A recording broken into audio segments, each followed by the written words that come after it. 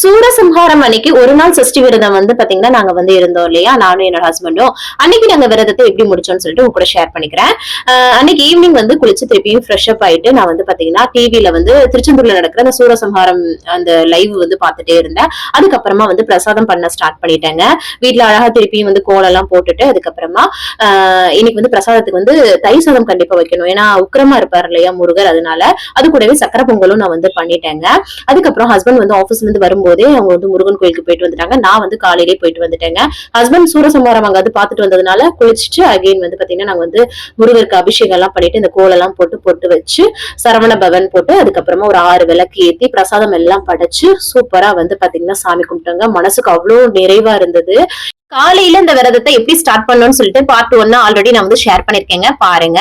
சூப்பரா வந்து காலையில இருந்து தண்ணி மட்டுமே குடிச்சு நாங்க வந்து விரதம் இருந்தாங்க. நைட்டு வந்து 9 மணி ஆயிடுச்சுங்க நாங்க வந்து விரதம் விடுறதுக்கு. ரொம்ப சிறப்பா இந்த விரதத்தை வந்து முடிச்சோங்க. மனசுக்கு ரொம்ப வந்து சந்தோஷமா இருந்தது. நன்றி.